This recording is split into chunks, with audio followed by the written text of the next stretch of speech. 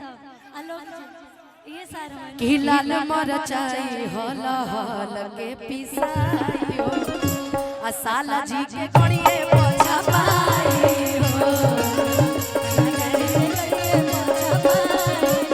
ए भाई ऐसा कर दो लेकिन जितने भभाई हमारा बड़ी मजा आई जितने भभाई अरे होतने भभाई हो अटी मुझे के बड़ी मजा आई हो के ए सुना इनका नाम जानती है क्या है क्या इनका नाम आलोक है तो हम कहो कि आलोक के पाछा वाछा पाई हो आलोक के पाछा वाछा पाई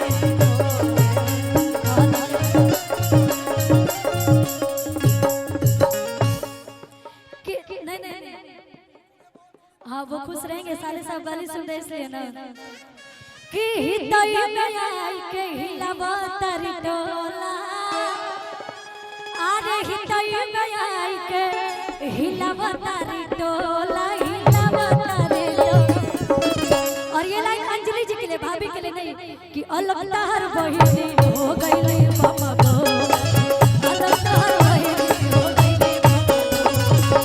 अलग तार बहिनी हो गई बाबा गो और जितना पटना में हमारे दोस्त मित्र बारे अरे इनके चल पटना में मार रोज होला इनके चलते पटना में बार रोज अरे मार रोज होला आलोक तहर बहिनी लावा तारी डोला अलग तार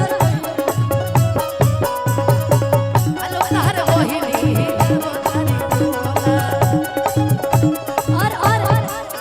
एक लाइन और बोलेंगे उसके बाद दीदी सैड सॉन्ग गाएंगे एक लाइन गाओ दीदी बस हम भी दो ही लाइन बोलेंगे उसके बाद चलेंगे हाँ एक लाइन और गाएंगे आलोक तार बहिनी खिलाड़े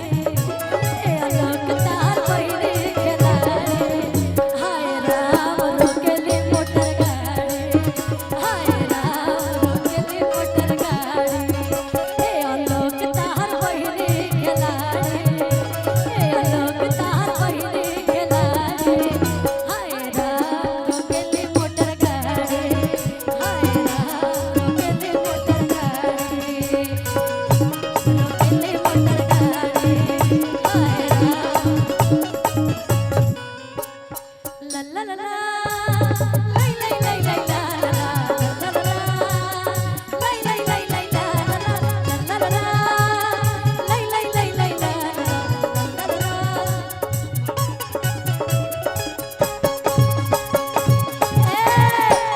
ए गोलू तार बहिनी खिलाड़ी ए गोलू तार बहिनी खिलाड़ी हाय राम रोकेली मोटर गाड़ी हाय राम रोकेली मोटर ए गोलू गोलू तान्या दीदी हम चाहब तो इन्हें आ जा कमलेश देहाती भाई हम के बीच महल वाली है जैसे प्रणाम बा गोलू भाई के पूरे टीम के प्रणाम बा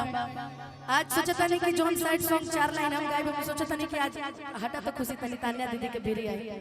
सोचता नहीं तान्या दीदी के हाथ पकड़ के गा दी ठीक बा आज गा दी